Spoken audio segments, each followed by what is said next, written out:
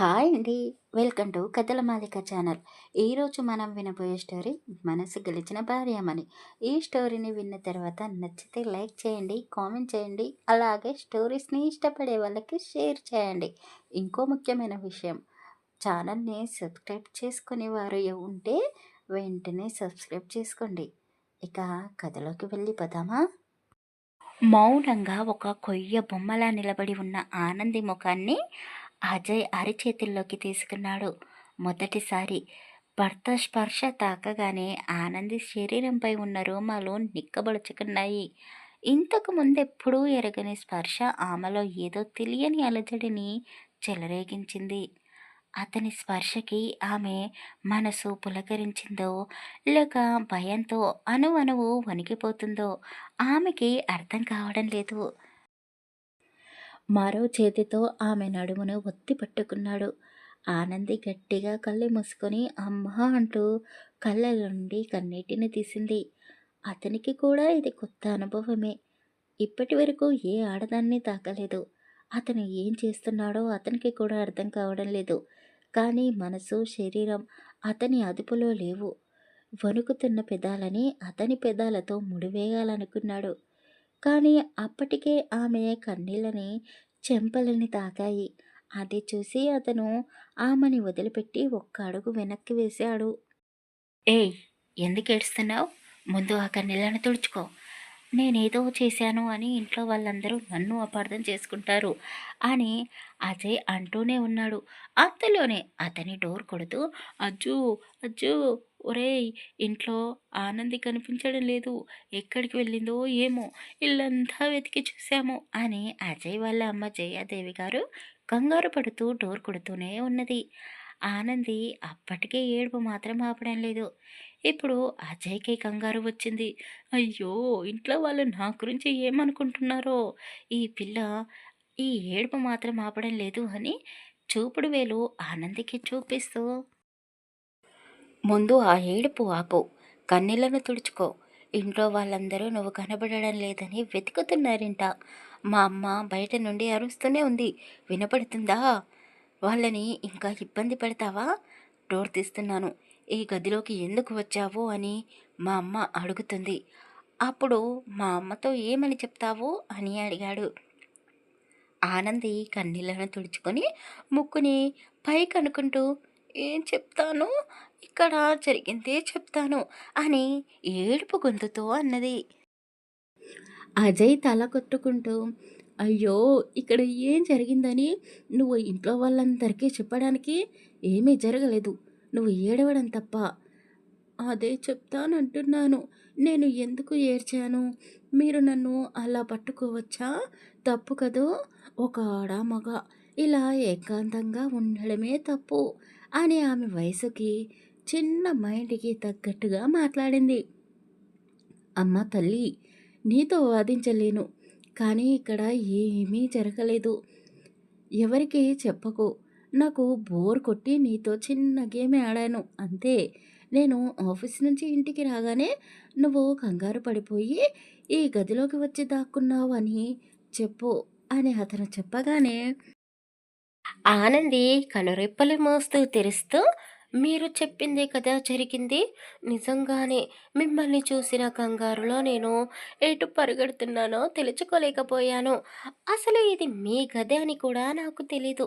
ఇంకెప్పుడు ఈ గదిలోకి రాను అంటూ డోర్ దగ్గరికి వెళ్ళి మళ్ళీ పైకి ఎగిరింది, పైన పెట్టిన బోల్ట్ని తీయడానికి.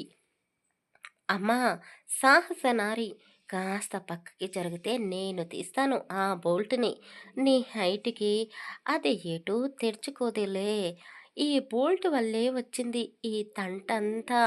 ఇప్పుడు డోర్ తెరిచినాక అమ్మతో ఈ పిల్ల ఏం చెప్తుందో, ఇంట్లో వాళ్ళందరూ నా గురించి ఎలా అర్థం చేసుకుంటారో అని మనసులో గుణుక్కుంటూనే డోర్ ఓపెన్ చేశాడు.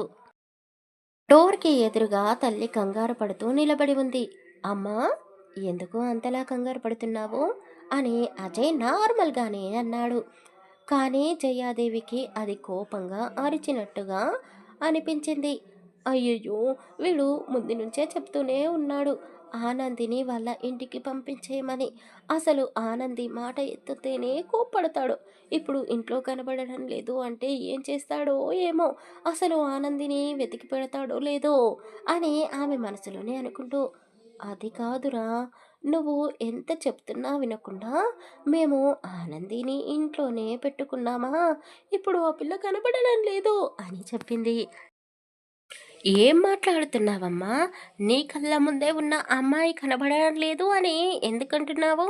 అని అతను అనగానే జయ ఆశ్చర్యంగా కొడుకు వైపు చూసి, ఒరేయ్! నేను నువ్వు పెళ్లి చేసుకున్న ఆనంది గురించి మాట్లాడుతున్నాను అని చెప్పింది. "హ్మ్. నేను చెప్పింది కూడా తన గురించే. మీరు తనని ఊరికి పంపించలేదని నాకు తెలుసులే. నాకు కనబడకుండా ఇంట్లోనే మేకపిల్లలా ఇల్లంతా తిరుగుతుందని కూడా తెలుసు. ఈరోజు నేను తొందరగా వచ్చాను కదా! నన్ను చూసి కంగారు పడిపోయి పరిగెత్తుకుంటూ నా గదిలోకి వచ్చి దాక్కుంది." అజయ్ చెప్పిన మాటలు విని జయ్యాదేవికి నిజంగానే మతిపోయినట్టు అనిపించింది. అంటే నీకు ఇప్పుడు ఆనంది మీద కోపం లేదా? మా మీద కూడా కోపం తగ్గినట్టే కదా! అన్నీ తెలిసినా కూడా నువ్వు సైలెంట్‌గా ఉన్నావంటే ఆనంది నీ భార్యలా యాక్సెప్ట్ చేసినట్టే కదా! హమ్మయ్య! ఈ రోజు కోసం ఎన్నో సంవత్సరాల నుండి ఎదురు చూస్తున్నాను. తెలుసా? నేను నమ్మిన నా దేవుడు నన్ను మోసం చేయడు. నీ మనసు మార్చాడు. మొత్తానికి ఆనందిని భార్యగా ఒప్పుకున్నావు అని ఆవిడ చాలా సంతోషించింది. అయ్యో అమ్మా! ఏం మాట్లాడుతున్నావు? ఎక్కువగా ఊహించుకోకు. తర్వాత బాధపడతావు. చిన్నప్పుడు నాకు ఆనందికి మధ్య బొమ్మల పెళ్లి జరిగింది. ఆ పెళ్ళికి ఇప్పుడు ఎలాంటి విలువ లేదు. మిమ్మల్ని బాధ పెట్టడం ఇష్టం లేక, ఆ అమాయకురాల మీద కోపాన్ని చూపించలేక కాస్త మౌనంగా ఉన్నాను అంతే. ఆనందిని నా భార్యలా నేను ఎప్పటికీ ఊహించుకోలేను. తను నాకంటే చాలా చిన్న పిల్ల. వయసులోనూ, తెలివితేటలోనూ. చూస్తున్నారు కదా! తన ప్రవర్తన ఎలా ఉంటుందో నాకంటే మీకే బాగా తెలుసు అని అజయ్ మాట్లాడుతూ ఉండగానే గదిలో నుండి కవర్ సౌండ్ పదే పదే వినబడుతూ ఉంటే అతను వెనక్కి తిరిగి చూశాడు. అంతే తల కొట్టుకుంటూ వాళ్ళ అమ్మ వైపు చూస్తూ, చూడు ఈ అమ్మాయితో నేను జీవితాంతం గడపగలను అంటావా అని అడిగేశాడు. అప్పటి వరకు అజయ్ మాట్లాడిన మాటలకు బాధపడిన జయాదేవి చీర కొంగుని నోటి దగ్గర పెట్టుకొని ముసిముసిగా నవ్వుకుంటూ, నీలో మార్పు వచ్చిందిరా. మొదట్లో పెళ్లి గురించి మాట్లాడితేనే మా మీద విరుచుకు పడేవాడివి. తర్వాత ఆనందిని ఇంటికి తీసుకొని వచ్చినాక భార్యలా ఒప్పుకోలేదు. తిరిగి ఊరికి పంపించేయమన్నావు. అసలు నీ గదిలోకి ఎవరినీ రానివ్వవు. అలాంటిది నీ గదిలోకి ఆనంది వచ్చి గంటకు పైగానే అవుతుంది. నీ థింగ్స్‌ని ఎవ్వరూ ముట్టుకోరు. అలాంటిది ఆనంది నీ బెడ్ పైనే కూర్చుంది. అయినా సరే నీకు కోపం రాలేదు. దానికి కారణం ఏమిటంటావు? అని కొడుకుని ప్రశ్నించింది. అతని దగ్గర సమాధానం లేదు. అజయ్ గది చాలా పెద్దది. చాలా నీట్‌గా ఉంటుంది. అతని పర్మిషన్ లేకుండా ఆ గదిలోకి చీమ కూడా రాకూడదు. అంత స్ట్రిక్ట్‌గా ఉంటాడు. ఆ గదిలో మినీ ఫ్రిడ్జ్ కూడా ఉంది. అందులో ఎప్పుడూ అతనికి ఇష్టమైన ఫుడ్, ఎనర్జీ డ్రింక్స్ ఉంటాయి. అలాగే ఫారిన్ కంట్రీలో ఉన్న అతని ఫ్రెండ్స్, బిజినెస్ క్లయింట్స్ అప్పుడప్పుడు అతని కోసమని అక్కడి నుండి ఏవేవో కొన్ని గిఫ్ట్స్ పంపిస్తారు. అలా పంపించినప్పుడు అక్కడి నుండి చాక్లెట్స్‌ని కూడా ప్యాక్ చేసి పంపిస్తారు. అతనికి స్వీట్స్ అంటే అంతగా నచ్చవు. అలాగే హెల్త్‌కి కూడా మంచిది కాదు అని స్వీట్స్‌కి కొంచెం దూరంగానే ఉంటాడు. అప్పుడప్పుడు ఫ్రెండ్స్ పంపించిన ఆ చాక్లెట్స్‌ని, స్వీట్స్‌ని ఫ్రిడ్జ్‌లో దాచిపెట్టి ఇంట్లో పని వాళ్ళకు పంచిపెడతాడు. అజయ్ డోర్ తెరిచి వాళ్ళ అమ్మతో మాట్లాడుతూ ఉన్నప్పుడే ఆనంది కళ్ళు అతని ఫ్రిడ్జ్ వైపుకు వెళ్ళాయి. పరిగెత్తడం వల్ల, ఇంకా అజయ్ ఆమెను దగ్గరికి తీసుకోవడం వల్ల ఆనందికి గొంతులో తడి ఆరిపోయింది. ఫ్రిడ్జ్‌లో కాస్త వాటర్ ఉన్నాయేమో అని ఓపెన్ చేసి చూసింది. వాటర్ ఉన్నాయి. జ్యూసులు కూడా ఉన్నాయి. కానీ ఆనంది కళ్ళు ఆ చాక్లెట్స్ పైకి మాత్రమే వెళ్ళాయి. దాహాన్ని పక్కన పెట్టేసి ఆ చాక్లెట్స్ కవర్స్ అన్నీ ఓపెన్ చేసి వీళ్ళు మాట్లాడుతూ ఉండగానే అజయ్ బెడ్ పైన కూర్చొని ఆ చాక్లెట్స్ అన్నీ ఓపెన్ చేసి ఎంతో ఇష్టంగా తినడం మొదలుపెట్టింది. చాక్లెట్స్‌ని మాత్రమే కాదు, ఆ కవర్స్‌ని కూడా నాలుక పైన పెట్టుకొని చప్పరిస్తూ కవర్ సౌండ్ చేస్తోంది. అది చూసి అజయ్ తల కొట్టుకున్నాడు. వీడికి తగ్గట్టు దొరికింది పో అని జయాదేవి చీర కొంగుని నోటి దగ్గర అడ్డుగా పెట్టుకొని ముసిముసిగా నవ్వింది. ఆమె లోపలికి వచ్చి, ఆనంది ఇక చాలు, స్వీట్స్ ఎక్కువగా తింటే హెల్త్‌కి కూడా మంచిది కాదు. అయినా చిన్న పిల్లల కవర్స్‌ని నాకడమేంటమ్మా అని ఆనందిని అన్నది. ఖాళీ అయిన ఆ కవర్స్‌ని డస్ట్‌బిన్‌లో పడేసి చేతి వేళ్ళని కూడా నాకుతూ, అయ్యో! మీకు తెలీదు. అసలు కంటే కొసరే ముద్దుగా ఉంటుంది అని ఆనంది చెప్పగానే అతనికి అర్థం కాలేదు. ఏంటి అసలు కొసరు అని వాళ్ళ అమ్మను అడిగాడు. అయ్యో! అదేదో పెద్ద రాసి పెద్దమ్మలాగా ఏదో ఒక సామెత అనేసిందిలే. నాకే సరిగ్గా మీనింగ్ తెలీదు. ఇక నీకెలా చెప్తాను? అయినా ఇందాక నేను అడిగిన ప్రశ్నకి నువ్వు సమాధానం చెప్పలేదు. సమాధానమేమిటో నేను చెప్పనా అంటూ జయాదేవి ఆనంది మెడలో ఉన్న బంగారు తాళి బొట్టును చూపించింది. ఇది నువ్వు తెలియని వయసులోనే కట్టావు, కానీ ఈ తాళికి ఒక విలువ ఉంది. అందుకే కదా దేవుడు కలిపిన ఈ పవిత్రమైన బంధాలకి మనం ఇంకా విలువనిస్తున్నదే అని చెప్పేసి ఆవిడ ఆనంది చెయ్యి పట్టుకొని తన వెంట తీసుకుని అక్కడి నుండి వెళ్ళిపోయింది. అజయ్ తల్లి వైపు ఆనంది వైపు చూస్తూ, అమ్మ చెప్పింది నిజమేనా? ఆనంది ఇప్పుడు నా భార్య నిజమేనా అని తనకు తానే అద్దం ముందు నిలబడి ప్రశ్నించుకున్నాడు. ప్రతిబింబంలో ఉన్న అజయ్ నవ్వుతున్నాడు. అంతలోనే నవ్వు మాయమైపోయి కోపం బయటికి వచ్చింది. లేదు, చిన్నప్పుడు జరిగిన పెళ్ళికి ఎలాంటి విలువ లేదు. ఆనంది అంటే నాకు ఇష్టం లేదు. తను నాకంటే వయసులో చాలా చిన్నపిల్ల. ఆనంది నా భార్య ఎప్పటికీ కాలేదు అని కోపంగా అన్నాడు. ప్రతిబింబంలో ఉన్న అజయ్ మళ్ళీ నవ్వుతూ సిగ్గుపడుతూ, హలో బాస్, ఎందుకు అంత కోపం? నువ్వు నీ కళ్ళ ముందు ఉన్న నిజాన్ని ఎందుకు ఒప్పుకోవడం లేదు? ఆనంది ఇప్పుడు నీ భార్య. మనసు ఒప్పుకుంటుంది, కానీ నీ మైండ్ ఆనందిని భార్యలా యాక్సెప్ట్ చేస్తలేదు. నీకు ఆనంది మీద ఎలాంటి హక్కు లేదు కదా. మరి నీ గదిలోకి వచ్చిన ఆనందిని ఎందుకు తిట్టలేదు? కనీసం కోపంగా కూడా ఒక్క మాట అనలేదు. పైగా ఆనందిని దగ్గరికి తీసుకున్నావు. ఆమె నడుముని తాకావు. అంతేకాదు, పెదాలపైన కూడా ముద్దు పెట్టాలనుకున్నావు. ఎందుకు అని ప్రతిబింబం అజయ్ని ప్రశ్నించింది. అటు తల్లికి సమాధానం ఇవ్వలేకపోతున్నాడు. అతని మనసుకు సమాధానం ఇవ్వలేకపోతున్నాడు. ఈ ప్రశ్న ఒక ప్రశ్నలాగే మిగిలిపోయింది. ఎంతకాలం అజయ్ సమాధానం ఇవ్వకుండా మౌనంగా ఉంటాడో చూడాలి ఇక. ఆనంది మాత్రం అజయ్‌లా కాదు. అసలే చిన్నపిల్ల. పైగా లోక జ్ఞానం లేదు. ఎక్కడి విషయాలు అక్కడే వదిలేస్తుంది. ఎప్పుడూ నవ్వుతూ, నవ్విస్తూ, ఇల్లంతా అల్లరి చేస్తూ, పరుగులు తీస్తూ చాలా హుషారుగా ఉంటుంది. ఒక విధంగా అజయ్ చెప్పినట్టు ఒక్కచోట కుదురుగా ఉండదు. ఇల్లంతా ఒక మేక పిల్లలా తిరుగుతూనే ఉంటుంది. కాకపోతే అది మే మే అని అరుస్తుంది. ఆనంది మాత్రం మువ్వల శబ్దం చేస్తూ తిరుగుతుంది. అంతే తేడా. ఆనంది అత్తారింట్లోకి వచ్చి కూడా ఒక మాసం పూర్తయింది. ఇంట్లో పని వాళ్ళ దగ్గర నుండి అందరినీ ఆకట్టుకుంది.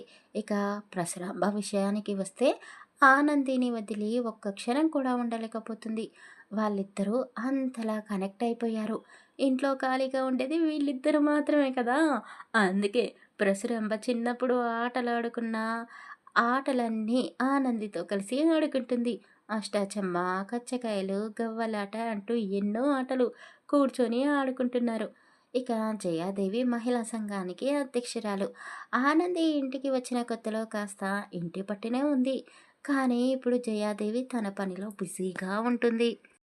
నిరంజన్ ఎప్పటిలాగే బిజినెస్ విషయాలు చూసుకుంటూ అతను కూడా బిజీగానే ఉన్నాడు. అజయ్ మాత్రం ఎంత బిజీగా ఉన్నా అతని దినచర్య మాత్రం మారదు. రోజు ఉదయాన్నే లేస్తాడు, వర్కౌట్స్ చేస్తాడు, స్ట్రిక్ట్గా డైట్ని పాటిస్తాడు. ఇంట్లో వాళ్ళందరినీ కనుచూపులతోనే గజగజలాడిస్తాడు. కానీ ఆనంది విషయానికి వస్తే అతను మామూలు మనిషి. ఆనంది మొదట్లో అజయ్‌ని చూస్తే కాస్త భయపడేది అతనితో మాట్లాడడానికి. కానీ ఇప్పుడు వాళ్ళిద్దరి మధ్య మాటలు కుదిరాయి. ఆ! ఊ అని కాకుండా కాస్త ఎదురుపడ్డప్పుడు చిరునవ్వు నవ్వుకుంటున్నారు. ఆనందికి ఇష్టమని ఒక్కోసారి అజయ్ ఆఫీస్ నుండి ఇంటికి వచ్చేటప్పుడు కొన్ని ఐస్ క్రీమ్స్, చాక్లెట్స్ తీసుకొని వస్తాడు. ఒక తండ్రి బయట నుండి వచ్చేటప్పుడు పిల్లల కోసం తినుబండారాలను తీసుకొని వస్తాడు. ఇంట్లో ఉన్న పిల్లలు తండ్రి కోసం ఎంతో ఆశగా ఎదురుచూస్తూ ఉంటారు. మా నాన్న ఈరోజు మా కోసం ఏం తెస్తాడా అని. ఏదో ఒకటి తండ్రి తీసుకొని రాగానే పిల్లలు చాలా సంతోషంగా వాటిని తీసుకొని తింటారు. అప్పుడు ఆ తండ్రి కళ్ళల్లో ఎంతో సంతోషం కనబడుతుంది. అలాగే అజయ్ ఆనంది కోసం తీసుకొని వచ్చిన ఐస్ క్రీమ్స్, చాక్లెట్స్ ఆనంది ఎంతో ఇష్టంగా తింటూ ఉంటే చూసి అతను కూడా హ్యాపీగా ఫీల్ అయ్యేవాడు. కనీసం ఆనంది అజయ్‌కి థాంక్స్ కూడా చెప్పేది కాదు. "నువ్వు కాస్త తింటావా?" అని కూడా అడగదు. కానీ ప్రతీదీ పరశురాంబతో మాత్రం షేర్ చేసుకుంటుంది. ఆ ఒక్క విషయంలో అజయ్ కాస్త డిసప్పాయింట్ అవుతాడు. చాక్లెట్స్ అంటే నాకు నచ్చదు. కానీ నువ్వు తినిపిస్తే తినాలని ఉంది అని అజయ్ మనసులోనే అనుకుంటూ అలా రోజులు గడిపేస్తూ ఉన్నాడు. ఆనందికి చదువు రాదు. ఫోన్ నెంబర్స్ తెలీదు. మొబైల్‌ని ఎలా వాడాలో కూడా తెలీదు. కనీసం టీవీ రిమోట్‌ని కూడా కంట్రోల్ చేయలేదు. ఆనందిని బాగా గమనిస్తున్న అజయ్ ఒకరోజు ఆమె చేతికి కొంత డబ్బు ఇచ్చి లెక్క పెట్టమని అడిగాడు. ఆనంది తెల్ల ముఖం పెట్టి నాకు లెక్క పెట్టడం రాదు. అయినా ఈ డబ్బు నాకెందుకిచ్చారు? ఇది మీది కదా! మీరే తీసుకోండి. మీరే లెక్కించకండి అని చెప్పి అతని చేతిలో పెట్టేసింది. ఆనంది వెళ్ళబోతూ ఉంటే అతను ఆమె జుట్టు పట్టుకొని లాగి మరీ పక్కన కూర్చోబెట్టుకున్నాడు. చూడు, డబ్బులను ఎలా లెక్క పెట్టాలో నేను నేర్పిస్తాను అని టకా లెక్క పెట్టేసరికి ఆనంది నోరు, కళ్ళు పెద్దగా చేసి అతని వేళ్ళ వైపు అలా చూస్తూ ఉండిపోయింది. అజయ్ నవ్వుతూ, "ఎందుకు అంత ఆశ్చర్యపోతున్నావు? నువ్వు కూడా ఇవన్నీ నేర్చుకోవచ్చు. నీకు చదువుకోవాలని ఎప్పుడు అనిపించలేదా?" అని అడిగాడు. చదువుకోవడమా? అయ్యో రామ! మా ఊళ్ళో ఆడపిల్లలు ఎవ్వరూ చదువుకోలేదు. అందరూ నాలాగే ఇంటి దగ్గరే ఉండేవాళ్ళు. నేను వాళ్ళతో కలిసి ఆడుకునేదాన్ని. ఇక మాకు చదువుకోవాలనే ధ్యాస ఎందుకు వస్తుంది? అయినా మా ఊళ్ళో అందరికీ చిన్నప్పుడే పెళ్ళిళ్ళు జరిగిపోయాయి. చిన్నప్పుడే అత్తారింట్లోకి కూడా వెళ్ళిపోయారు. నేనే కాస్త పెద్దయ్యాక అత్తింటికి వచ్చాను అని నవ్వుతూ చెప్పింది. ఆమె అమాయకత్వాన్ని చూసి అజయ్ కూడా నవ్వుతూ, అవునవును, కాస్త తెలివితేటలతో అత్తారింటికి వచ్చావు కదూ అని అన్నాడు. హా! అవును, అందరూ నా గురించి అలాగే అనుకుంటున్నారు మా ఊళ్ళో. నిజమే కదూ అని తిరిగి అజయ్‌నే అడిగింది ఆనంది. అలా ఆనంది అడిగేసరికి అతను చాలా గట్టిగా నవ్వేశాడు. అయ్య బాబోయ్! ఎప్పుడు మీరు కోపంగా కొండముచ్చులా ఉంటారు. కానీ నవ్వితే చూడండి దొరబాబులా ఎంత బాగున్నారో అని ఆనంది అనేసరికి అతను నవ్వడం ఆపేసి, ఏంటి? నేను కొండముచ్చలా ఉన్నానా? మరి నువ్వేంటి? కోతివా? మేకపిల్లవా? అని అడిగాడు. నేను కోతిని కాదు, మేకని కాదు, ఆనందిని. సరే కానీ ఇక నేను వెళ్ళనా? అని అడిగింది. ఎక్కడికి? అయ్యో! గంట సేపటి నుండి నేను నా బుజ్జలకి ఏమీ పంపించలేదు. లోపల పేగులు ఏ పని చేయకుండా ఖాళీగా ఉన్నాయి. వంటగదిలోకి వెళ్ళి కాస్త ఏమైనా తింటాను అని చెప్పింది. అబ్బా! ఎప్పుడు తిండి గోలేనా? కాస్త నేను చెప్పేది కూడా విను. ఇక నుంచి నువ్వు ఇలా గెంతడం, పరిగెత్తడం మానేసేయి. 10 నిమిషాలకు ఒకసారి తినడం కూడా మానేసేయి. ఒక 2 గంటలు ఎటూ కదలకుండా నాతో కూర్చో. నీకు నేను చదువు నేర్పిస్తాను అని చెప్పాడు. హాయ్! చదువు నేర్పిస్తావా? అంటే నేను కూడా నీలా ఇంగ్లీష్ మాట్లాడతానా? బయటికి వెళ్ళినప్పుడు భయపడకుండా అందరితో మాట్లాడతానా?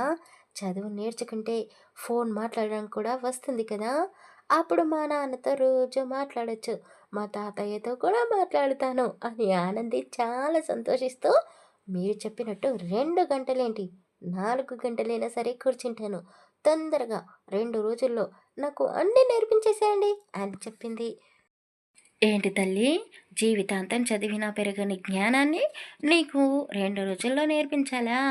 అలా కుదరదు కానీ రోజు నేను చెప్పినట్టు నేర్చుకో. కాస్త తెలివి పెరుగుతుంది అని చెప్పాడు. అంటే ఇప్పుడు నాకు తెలివి లేదు అంటున్నారా మీరు? అని ఆనంది బుంగ ముద్దు పెట్టుకుంది. ఇది అలిగినా కూడా బాగానే ఉంటుంది అని అజయ్ మనసులోనే అనుకుంటూ ఉన్నాడు. ఆనంది మీద అతనికి ఉన్నది ప్రేమే. కానీ అజయ్ మనసు ఒప్పుకోవడం లేదు. హ్మ్. ఎంతైనా బిజినెస్ మ్యాన్ కదా! మైండ్‌తోనే ఆలోచిస్తాడు. ఆనంది చాలా సంతోషంగా అత్తయ్యకి, మామయ్యకి, అమ్మమ్మకి, ఇంట్లో పని వాళ్ళకి అందరికీ ఆమె చదువుకుంటున్న విషయం చెప్పింది. అందరూ సంతోషించారు. చక్కగా పూజ చేసుకొని చదువు బాగా నేర్చుకోవాలని దేవుడికి దండం పెట్టుకొని, చదువు నేర్పిస్తున్న అజయ్ కాళ్ళకి కూడా నమస్కారం పెట్టింది. "ఏయ్! ఏయ్! నా కాళ్ళకు మొక్కుతున్నావేంటి? తప్పు" అని అతను అన్నాడు. "తప్పేమీ కాదులే. నువ్వు నాకంటే పెద్దవాడివే కదా! నీ కాళ్ళు నేను మొక్కొచ్చులే" అని చెప్పగానే అతనికి అతని వయసు గుర్తుకు వచ్చింది. నిజమే కదా! ఆనంది నాకంటే చాలా చిన్న పిల్ల. ఆనందికి ముందు నేను తెలివితేటలు నేర్పించాలి అని ఆమె చేతితో అక్షరాలు దిద్దడం మొదలుపెట్టించాడు. మామూలుగా అయితే ఆనంది ఏకసంతాగ్రహియే. కానీ ఆమెకు చదువు మీద ఇంట్రెస్ట్ లేదు. అందుకే అతను ఎంత చెప్తున్నా ఆమె బుర్రకు ఎక్కడం లేదు. 2 గంటలు కాస్త నిజంగానే 4 గంటలకు చేరింది. అయినా సరే ఆనంది ఒక్క అక్షరం కూడా రాయడం లేదు. మొదటి రోజు ఏమీ అనలేదు. కానీ వారం రోజుల తర్వాత కూడా ఆనంది ఒక్క అక్షరం ముక్క కూడా రాయడం లేదు. అజయ్‌కి చాలా కోపం వచ్చింది. ఆనందిని కాస్త గట్టిగానే కసిరిచ్చాడు. ఆమె ఏడుస్తూనే నాకు చదవాలని లేదు. నేను చదువుకుంటేనే మీకు మనిషిలా కనపడతానా? చూడండి, నన్ను బాగా చూడండి. నేను అందంగానే ఉంటాను కదా! ఒక వయసుకు వచ్చిన అమ్మాయినే కదా! ఉదయాన్నే లేస్తాను. చక్కగా స్నానం చేసుకొని రెడీ అవుతాను. శ్రద్ధగా దేవుడికి పూజ చేస్తాను. కల్లారపు చల్లి ముగ్గు కూడా పెడతాను. కానీ ఇక్కడ పెడలేదు కదా! అందుకే ముగ్గు మాత్రమే వేస్తాను. అందరికంటే నాకు కాస్త జడ పొడవుగానే ఉంది కదా! తల నిండా పువ్వులు కూడా పెట్టుకుంటాను. చేతి నిండా గాజులు వేసుకుంటాను. వాళ్ళ కాళ్ళకి పసుపు రాసుకుంటాను. కాకపోతే చీరలు కట్టుకోవడం రాదు. అందుకే ఈ పరికిణీలు వేసుకుంటున్నాను. ఒక ఇంటికి కోడలిలా, భర్తకి భార్యలా ఉంటున్నాను కదా! ఇంకేం కావాలి మీకు? నాకు కమ్మగా వంట చేయడం కూడా వచ్చు. కానీ ఇంట్లో లక్ష్మి పెద్దమ్మ వంట చేస్తుంది కదా! అందుకే ఎప్పుడూ వంట చేయలేదు. కావాలంటే చెప్పండి. ఇప్పుడే చేసి మీ ముందు పెడతాను. అంతేకానీ మీరు ఇలా నన్ను చదువుకోమని బాధ పెట్టకండి. ఎందుకో నాకు చదువు రావడం లేదు అని ఆనంది ఏడుస్తూనే చెప్పింది. ఆనంది, ఏడవకు. నీ మీద గట్టిగా అరిచాను. సారీ. కానీ నువ్వు చెప్పినవన్నీ వినడానికి బావుంటుంది. ఇప్పుడు ఈ సమాజంలో బ్రతకాలి అంటే కాస్త చదువు రావాలి. నీకు తోడుగా చదువు మాత్రమే ఉంటుంది అని అజయ్ ఇంకా ఏదో చెప్పబోతూ ఉండగానే ఆనంది అతని వైపు అలా చూస్తూ నిజమే కావచ్చు. సమాజంలో బ్రతకాలి అంటే చదువు రావాలేమో! కానీ నాకెందుకు చదువు? మీరు ఉన్నారు కదా! జీవితాంతం నాకు తోడుగా ఉంటారు కదా! మీరు బాగా చదువుకున్నారు కదా! నాకు ఇంకేం కావాలి? ఇక నన్ను ఈ చదువు పేరు చెప్పి బాధ పెట్టకండి. మీకు మీ పుస్తకాలకు ఒక దండం అని చెప్పేసి ఆనంది పిలిచినా పలకకుండా పరిగెత్తుకుంటూ బయట గార్డెన్‌లోకి వెళ్ళిపోయింది. ఎందుకో ఆనంది మాటలు అజయ్ మనసుకు చాలా హాయిగా అనిపించాయి. జీవితాంతం నువ్వు నాకు తోడుగా ఉంటావు కదా అని ఆమె అడిగినప్పుడు ఉంటాను. నేను కాకపోతే నీకు తోడుగా ఎవరు ఉంటారు అని అజయ్కి చెప్పాలనిపించింది. కానీ ఆనంది మాట్లాడినట్టు అతను మాట్లాడలేకపోయాడు. ఇక వదిలేసేరా, ఆనంద్‌కి చదువంటే ఇష్టం లేదు అని చెప్పేసి ఉంది కదా! గుర్రాన్ని చెరువు వరకు తీసుకొని వెళ్ళగలం. కానీ నీళ్లు తాపించలేం కదా! ఆనంది పరిస్థితి కూడా ఇప్పుడు అలాగే ఉంది.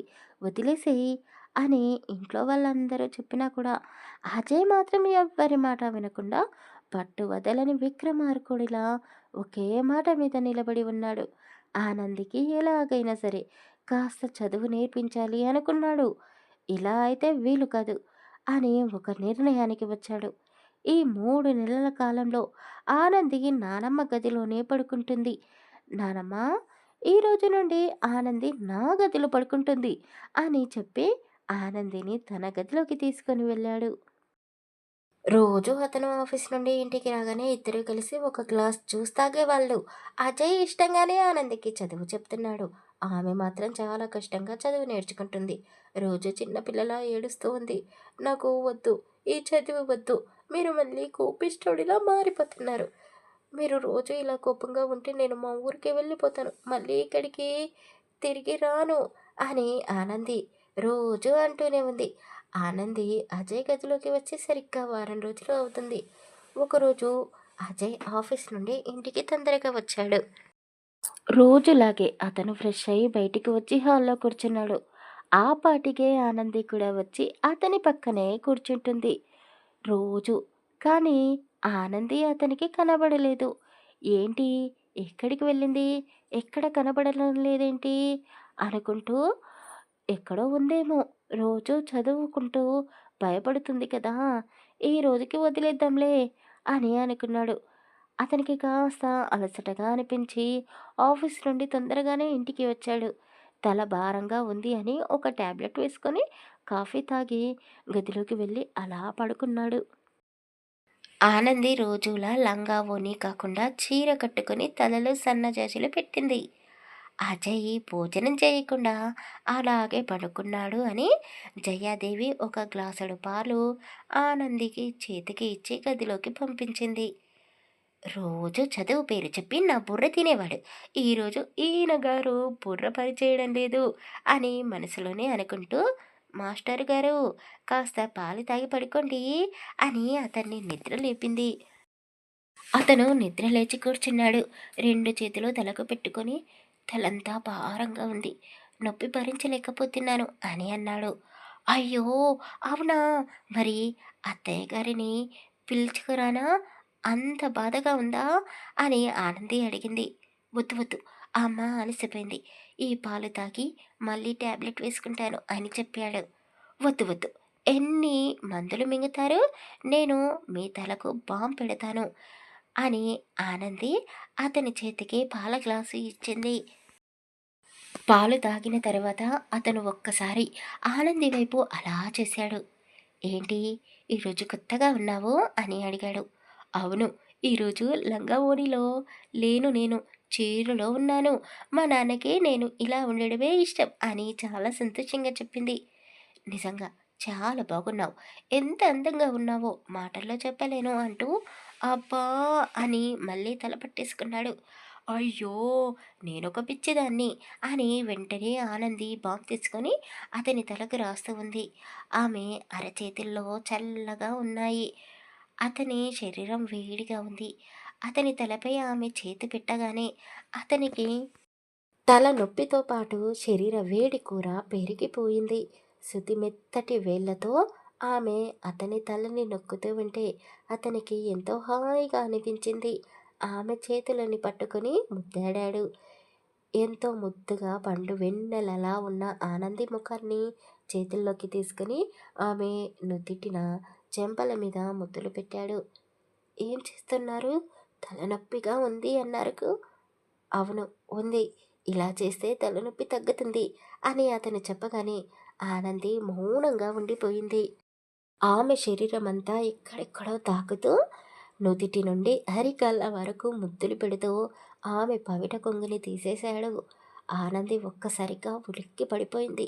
రెండు చేతులు అడ్డుగా పెట్టుకుంది.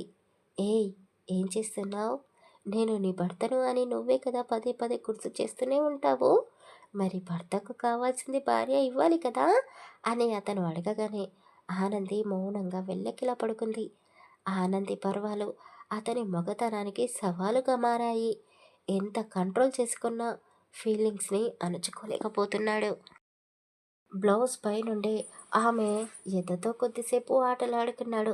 ఆ తర్వాత పెదలపై గాఢంగా ముద్దు పెట్టాడు. మెడంతా ముద్దులు పెడుతూ సబ్ చేశాడు. నడుము దగ్గరికి వచ్చేసరికి చిన్నగా కొరికి ఒక పంటి ఘాటుని పెట్టాడు. ఆనంది బిగుసుకుపోయింది. ఆమె కళ్ళల్లో నుండి కన్నీళ్లు కారిపోతూ ఉన్నాయి. ఎందుకో అక్షయ్ ఆమె ముఖం వైపు చూసి ఆ కన్నీళ్లను నాలుకతో తుడిచాడు. నువ్వు ఏడిస్తే నేను తట్టుకోలేను, నన్ను దూరం పెట్టకు ప్లీజ్ అని ఆమె మీద అలాగే వాలిపోయాడు. ఉదయం బారెడు పొద్దెక్కాక అజయ్ కళ్ళు తెరిచాడు. అతని కౌగిట్లో ఉండాల్సిన ఆనంది బెడ్ పైన లేదు. అతను వెంటనే వాష్రూంలోకి వెళ్ళి ఫ్రెష్ అయ్యి బయటికి వచ్చాడు. రాత్రి ఆనంది ఏడ్చింది. తనకి సారీ చెప్పాలి. అసలు ఉదయాన్నే ఎందుకు నిద్ర లేచింది? నేను అలసిపోయినట్టే. తను కూడా అలసిపోయింది కదా! ఇంకా కొద్దిసేపు పడుకుంటే ఏమయ్యేది? అని హాల్లోకి వచ్చాడు. ఆనంది ఎక్కడా కనిపించలేదు. నానమ్మ, ఆనంది ఎక్కడా? అని అడిగాడు. ఇంకెక్కడే ఆనంది? వాళ్ళ పుట్టింటికి వెళ్ళిపోయింది కదా! నీతో చెప్పలేదా? అని ఆవిడ చాలా బాధగా అడిగింది.